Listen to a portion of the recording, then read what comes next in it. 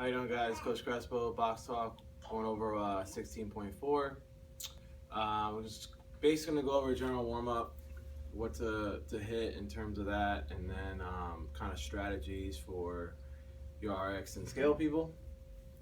So looking at the workout itself, it's 4 movements. All right. For the RX, you got deadlifts, wall balls, row for cows, and handstand push-ups. And then for the scale and masters, I know masters had deadlift, wall ball, row for cows, push press, and then scale athletes have all 3 movements except for instead of push press, they have hand release push-ups. So all in all, it's a pretty good workout for the most part. Obviously, it's gonna be different for each person depending on their abilities. So first things first, going to warm up. Basic warm up, just kind of getting your heart rate up, 5 minutes or so on the bike, row, single unders, light jog, kind of mix it up, just get you going. Also, this is very, very important this week, is glute activation and getting your core activated also, because you're going to be doing a lot of pulling and some squatting, so your glutes and your core need to be able to stabilize your movement under fatigue. So that's going to be very, very important. So stuff we do in class, you guys know how to do that. But if you have any questions, just ask coaches. We'll help you out. Also, so basic, I would do something like 1 round of like Russian swings, single leg RDLs, like 10 reps each, step ups, lunge steps, plank hold. This will all be written on the board, but I'm just kind of giving you guys a general idea of how to do it. In terms of that, and then we want to go into movement prep. So whether you're doing handstand push-ups, obviously we want to prep our shoulders before that too, so that can be part of your warm-up beforehand. So ways you can do that, so I'm going to go back a little bit. Ways you can do that is bottoms up walks, bottoms up waiter walks, holding your kettlebell in the bottoms up position, shrugging up and down, doing some one-arm rows, some scap activation, kind of stuff to get your shoulders firing and prepping for the handstand push-up.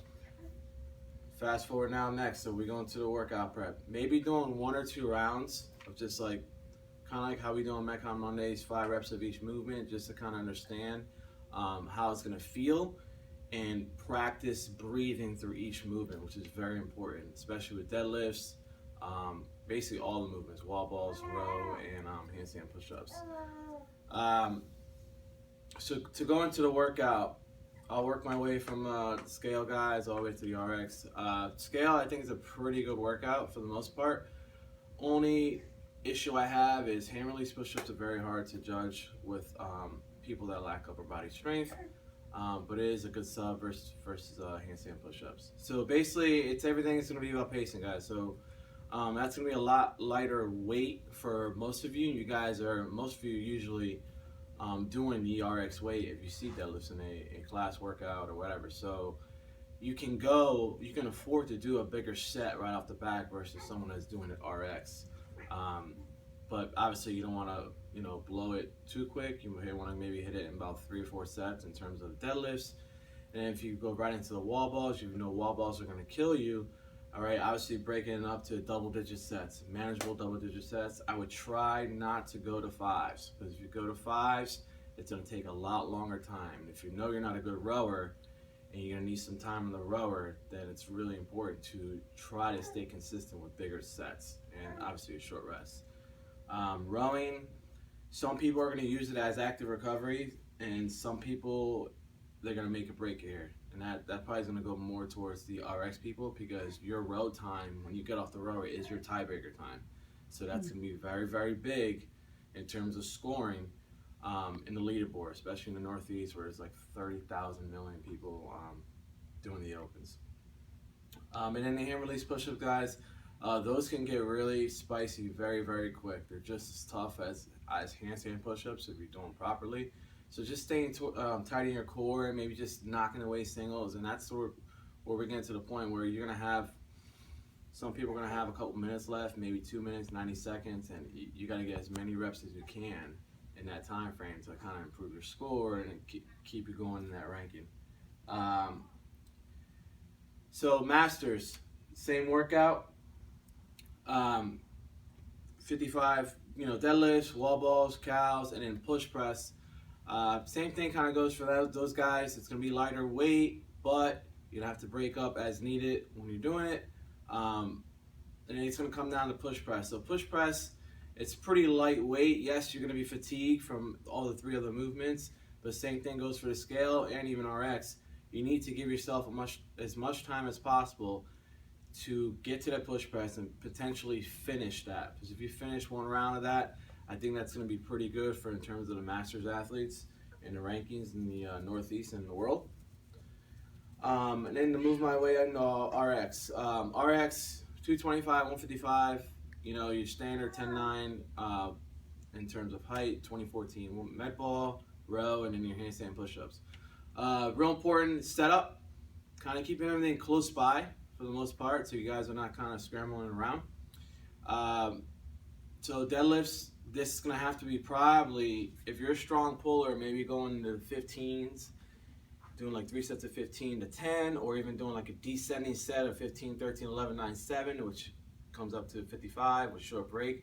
You really want to be careful with this and not go out big off the gate, because you are doing the same movement when you row, and you're going to fatigue yourself for that wall ball, which includes squatting, hips, quads, and all that. All right, so when you go into wall balls, guys, you guys that are taller athletes and you can kind of work your way through wall balls, depending on how your handstand push-ups are, probably go 2 sets. All right, I know both. One of the girls went unbroken, and the other one stopped around 49 or something like that. She got no rep, I think. Depends. You got to save your shoulders for the handstand push-ups, even though you're going to be recovering on the row. All right, but you need to be able to push that row too, depending on the athlete. So 2 sets, 3 sets tops. 5-second breaks. Just staying relaxed, breathing through your movement, keeping your shoulders relaxed, try not to tense your neck, and that's that for the wall balls. Row, it's going to be based off, everyone's different on the row. So calories is more of a power thing. You want to kind of have that thing at a higher damper setting if you're a powerful athlete. And for you guys, maybe think of it as 1 pull cal. We're staying in that 1,1300 range for that 55 cals. I think that'll put you around 330-ish to finish it, 315 maybe. It may be different for everyone. Girls stay around that 800 to 900 cal range. I know the girls last night, I think we're around close to 4 minutes or so to finish that. For the girls, I think that's going to be a separator. Hands down, it's going to be a separator. How good you can row, so you can give yourself enough time to get as many handstand push-ups as possible.